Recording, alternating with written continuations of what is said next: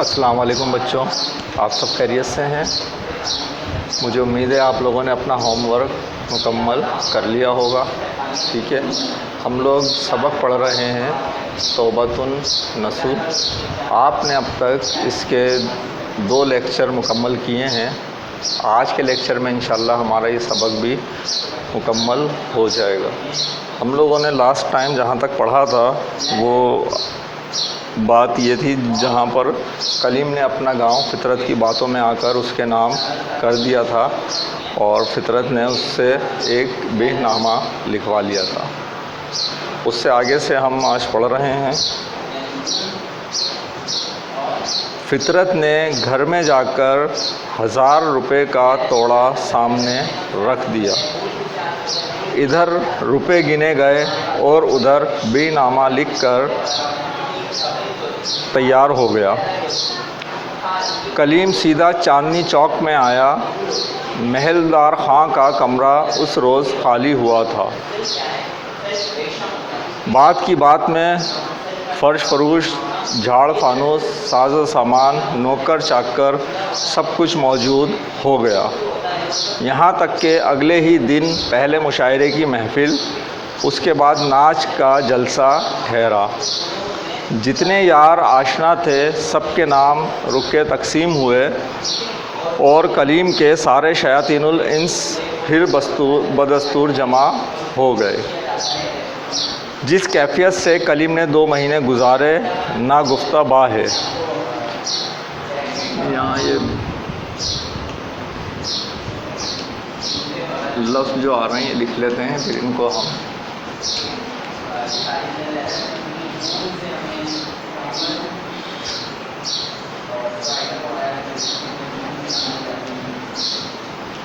रुक के और ना गुफ्तबा।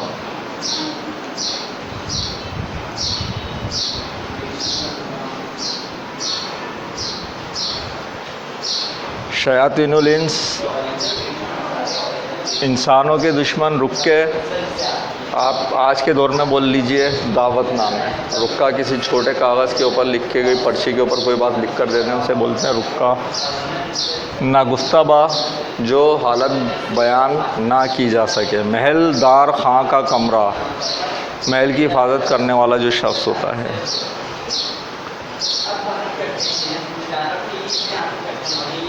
जिस कैफियत से कलीम ने 2 महीने गुजारे ना गुफ्ताबा है। 1000 रुपये की कुल पूंजी और ऐसा बेदरीग खर्च।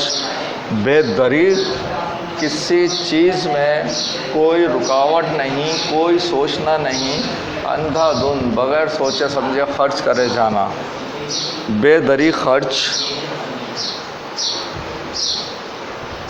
तीसरा महीना शुरू नहीं हुआ था कि 1000 तमाम हुए। ये 1000 जिस दौर में तमाम हुए हैं आज के दौर के लाखों रुपए समझ लीजिए आप। पहले से भी बज़ाज़, दर्जी, हलवाई, कबाबी, नानबाई, मेवा फरोश, गुंदी, बिसाती वगैरह का हिसाब बाकी था, यानी कि ये उधार पे चल रहे थे। ये इतने सारे नाम आ गए, मैं लिख देता हूँ। बज़ाज़,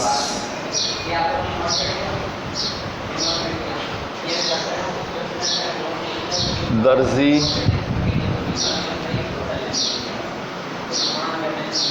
हलवाई सब जानते हैं, कबाबी, नानबाई। नानबाई लिखें। मेवा फरोश पता है, गुंदी,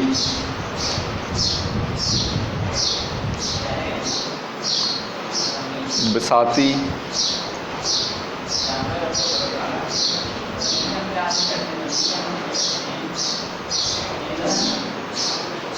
बज़ाज़ कपड़े बेचने वाला, दर्जी कपड़े सीने वाला, दर्जी को तो सब पहचानते हैं। नानबाई जहाँ पर रोटी वगैरह पकती है या खाना बनाने वाला। गुंदी इतर फरोश, खुशबुएँ बेचने वाला। बिसाती जैसे आपके यहाँ ये समझ लीजिए परचून की दुकान जिस पे छोटा मोटा ज़रूरियात का सारा सामान मिलता है, उसको बोलते हैं बिसाती। नौकरों का 2 माह चढ़ चुका था, यानी कि जो नौकर उसने रखे थे पहले ही माह से तनख्वाह उनको बिल्कुल नहीं दी, 1000 रुपये उसके अलावा खर्च किए हैं। चीज़ें जो ये दुकानदार हैं इनका हिसाब किसी का नहीं दिया है, उसके अलावा ख़र्च किए हैं। अब आटा दाल तक उधार आने लगा, शुदा हर तरफ से तलबो तकाज़ा शुरू हुआ, यानी कि आहिस्ता आहिस्ता हर तरफ से पैसे मांगने लोग शुरू हो गए कि भाई इतना टाइम हो गया। ये जो इतना इसको मिल भी रहा है ना उधार, ये इसलिए कि सब जानते हैं कि ये किसकी औलाद है, नवाब ख़ानदान है।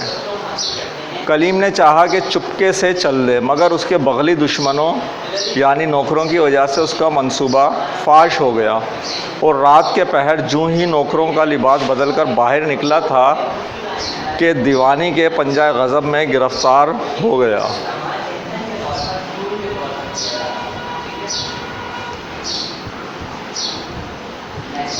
पुलिस की पकड़ में आ गया। इस गफलत शुआर को अब मालूम हुआ कि कई डिग्रियां यकतरफ़ा उस पर जारी हैं, यानी कि कई केस उसके ख़िलाफ़ दर्ज हो चुके हैं जिसका इन्हें पता ही नहीं है। अगले दिन कचहरी के वक्त प्यादों ने कलीम को ले जाकर हाकिम अदालत के रूबरू हाजिर किया। अहाता कचहरी में पहुंचते ही पहले नसू से मुठभेड़ हुई। मुठभेड़ होना, आमना सामना होना, टकराव होना।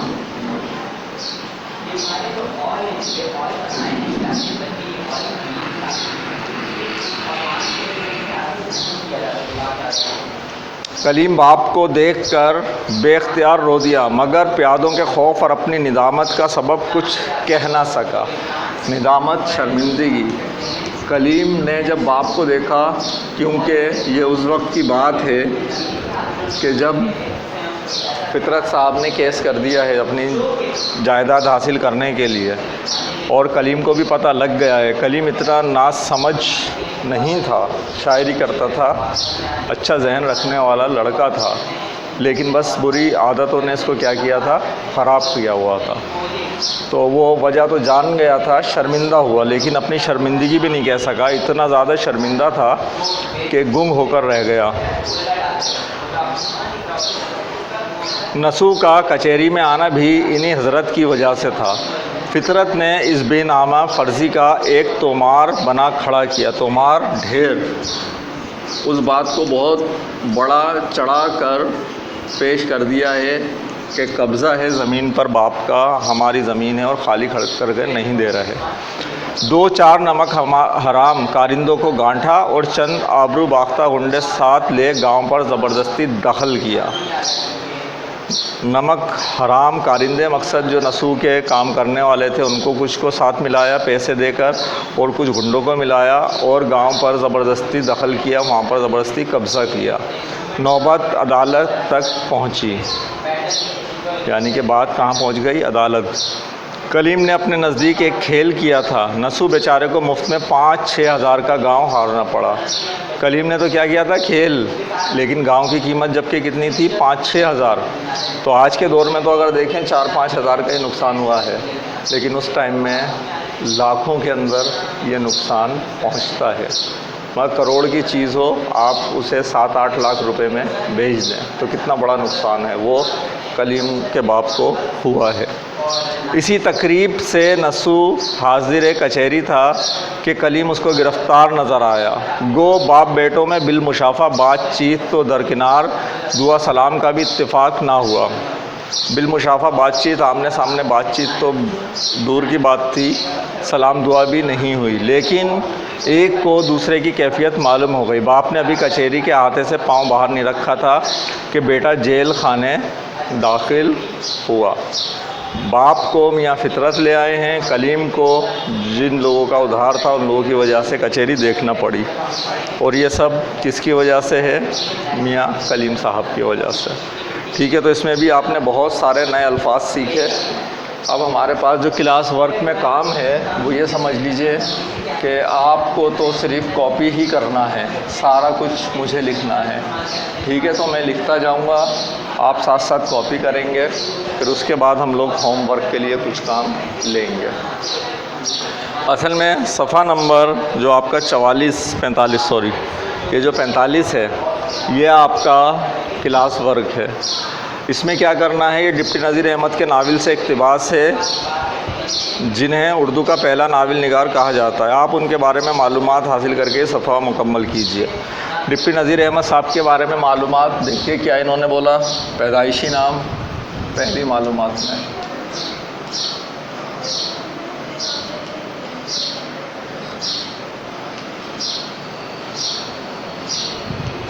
पैदाइशी नाम, तो नाम ये आप बिल्कुल इसी तरीके से पेज पे यहाँ पर लिखें और उसके सामने नाम लिख दीजिए, ठीक है। तो नज़ीर अहमद,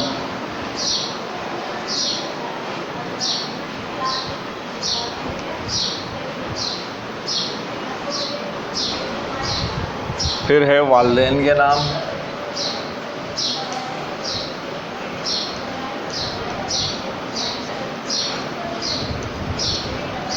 वालिदैन के नाम में सिर्फ वालिद का नाम मिल सका है, वो है मौलवी सादत अली, सही है। फिर उसके बाद है पैदाइश की तारीख़ और मकाम।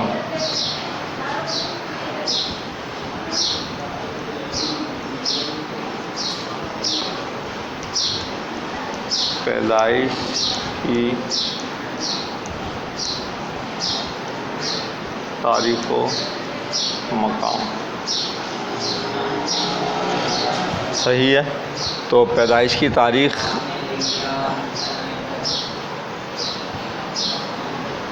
सन लीजिए, सन ये हुए हैं 1836 में पैदा हुए हैं और जगह कौन सी है? उत्तर प्रदेश।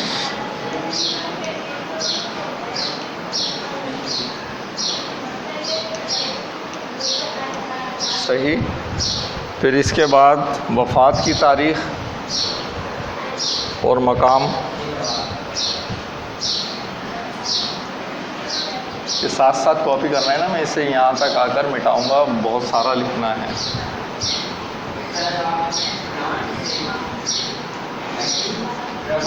वफ़ात की तारीख़ और मकाम, सही है। वफ़ात की तारीख़ और मकाम क्या है? 1913 में और दिल्ली में हुआ इंतकाल आपका, सही है। फिर इसके बाद बच्चों यहाँ पर है अहलिया का नाम, ये नहीं मिल सका है, बच्चों का नाम नहीं मिल सका, सिर्फ बच्चों की तादाद मिली है, एक बेटा और 2 बेटी थी आपकी। खिताबात और अलकाब वो लिख लीजिए।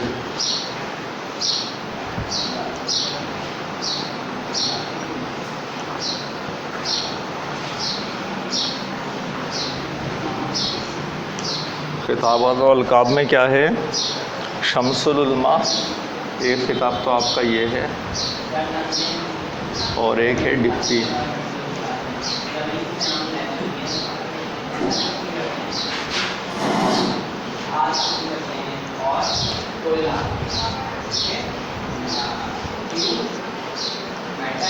सही है। यहाँ तक ये मैं मिटा रहा हूँ, फिर इससे आगे काम करते हैं।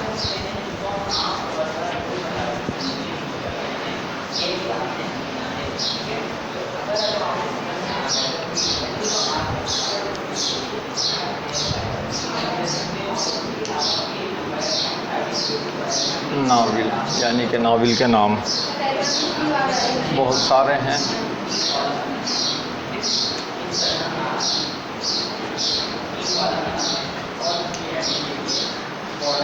मिरातुल उरूस,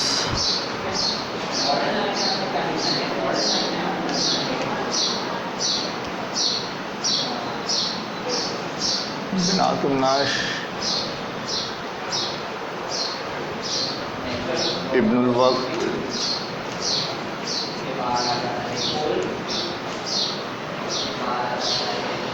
तौबतुन नसूह,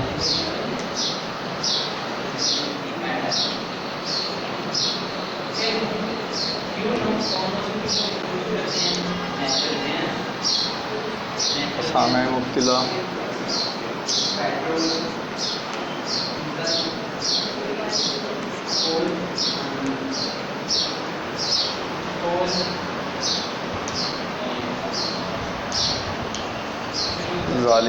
लिया। फिर इसके अलावा किससे काम है?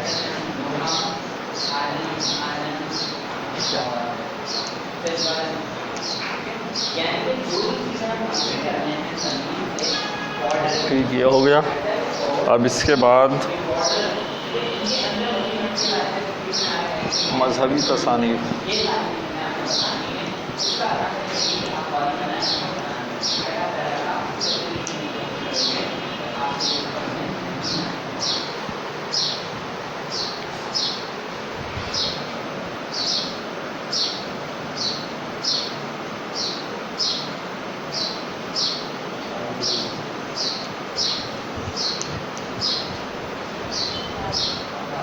मोहसिनात, अय्यामी,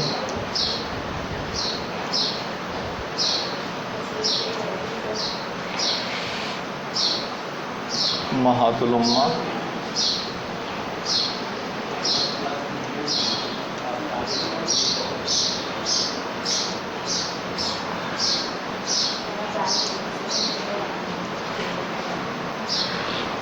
रोया सादिका।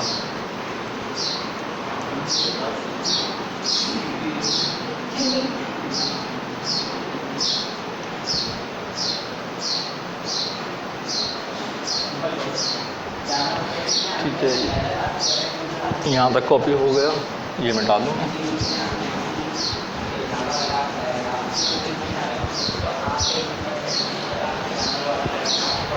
इसके बाद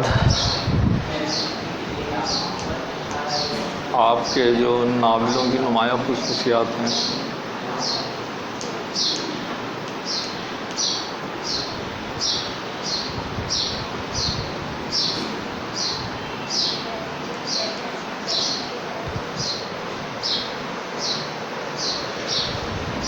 वो हैं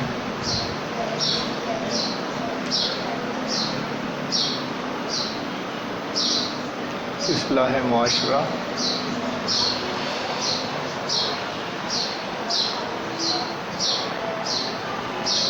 और ख़ासकर इस्लाह ख़वातीन।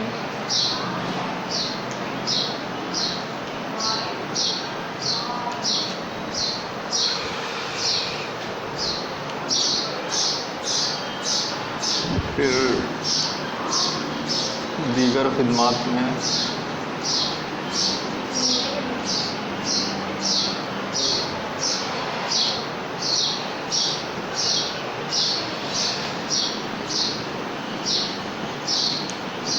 सर सैयद के साथ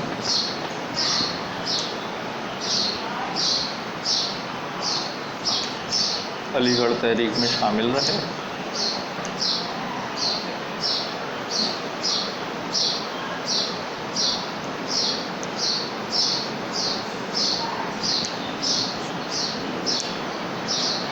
और दूसरी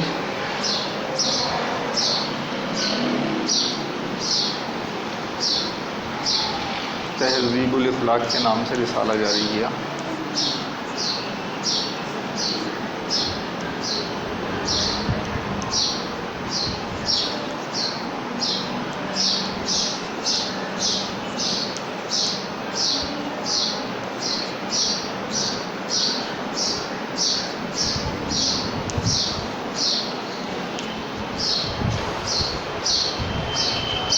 ठीक है बच्चों, ये था हमारा आज का क्लास वर्क का लिखने का काम। अब आप होमवर्क लीजिए।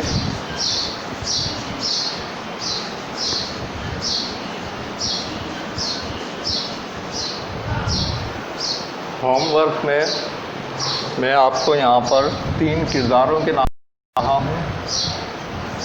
उन 3 किरदारों के बारे में आपने जो बातें लिखनी हैं वो भी मैं आपको बता देता हूँ।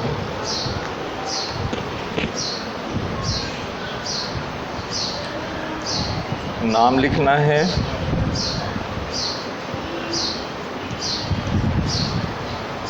और उसकी ख्वाहिश या मकसद,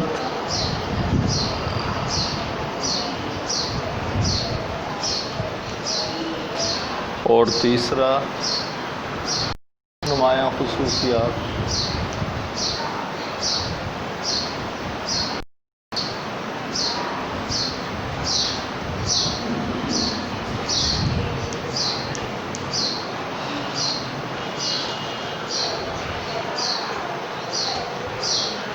सही है, तो इसमें पहला नाम मैं लिख देता हूँ और उसकी खुसूसियात एक मिसाल में दे देता हूँ। ये था नसू। हमने जो इसमें भी किरदार पढ़े 3 थे, एक नसू था, एक मियाँ फितरत और एक कलीम। तो नसू के बारे में क्या है, नाम नसू आ गया, उसकी ख्वाहिश या मकसद क्या है, घर वालों की इस्लाह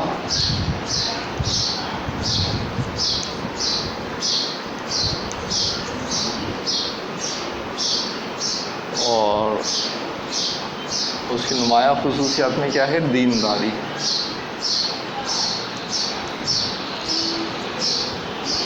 एक किरदार के बारे में मैंने लिख दिया है। अब जो 2 किरदार बाकी रह गए, एक कलीम और एक नसू, उनके बारे में भी ये 2 बातें आपको लिखकर लानी है। ठीक है, तो ये हमारे पास आज आपकी क्लास का 7वां सबक ख़त्म हो गया है पूरा। इंशाअल्लाह 8वें सबक के साथ अगले लेक्चर में मुलाकात होगी। अल्लाह हाफ़िज़।